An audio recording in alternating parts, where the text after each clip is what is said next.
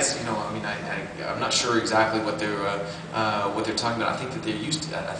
I'm not even sure what the commission has said before about subliminal messaging, but well, actually, this is in the context of IP-based advertising as well.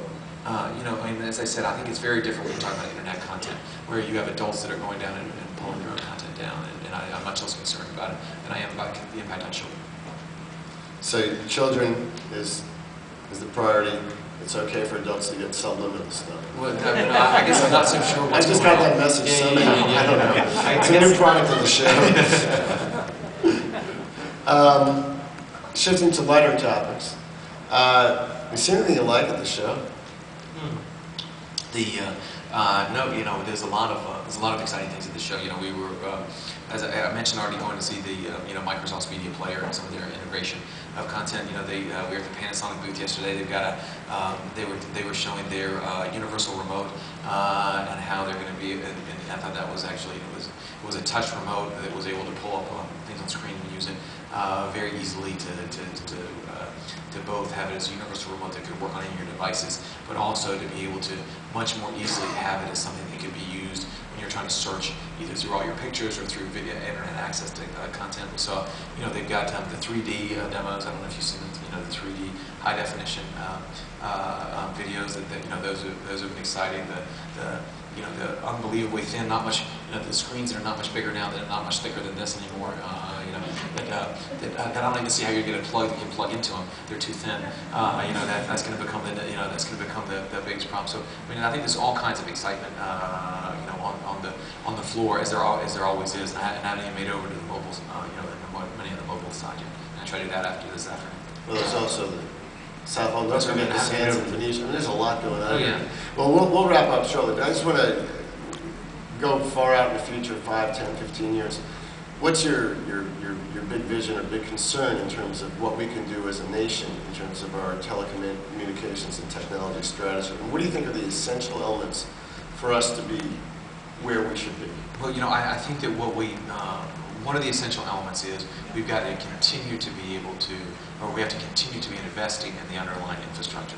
And I think that we've made some great progress on that over the last few years with you know, Verizon's kind of rollout of Fios, for example, bringing fiber all the way to the home to really increase dramatically the speeds, which is going to continue to increase innovation and demand for products.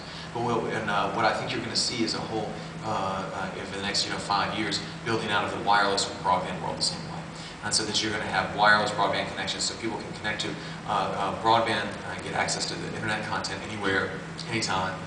And I think that, like I said, ushering in the wireless broadband world is I think, going to be one of the most exciting and things that I'm most proud of what we were doing at the Commission. I think we're going to build on that in the next few years.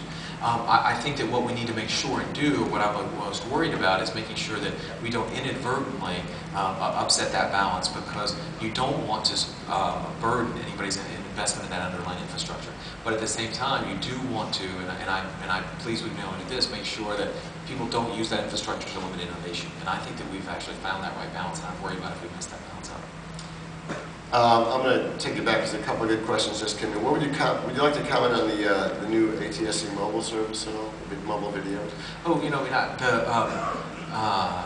I think that the ability to take advantage of the transition from analog to digital and have the broadcasters be able to put out a mobile video service as well is actually going to be very exciting. The ability to have potentially free over-the-air broadcasting delivered to your cell phones, like they've got in South Korea, I think is very exciting, and I think people would like that a lot. So I think that the broadcasters is something that I've been urging the broadcasters to think about as we're preparing for this digital transition for several years, so I'm excited that they're coming around to it. I think they need to continue to make more progress and demonstrate that they really have a lot of broadcasters on board for it.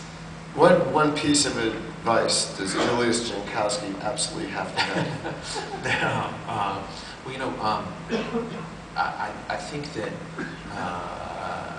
I guess the two pieces of advice is one of what I already said. I was most worried about if you try to go back to some of the rules that used to be in place, I think you could actually depress the telecommunications industry.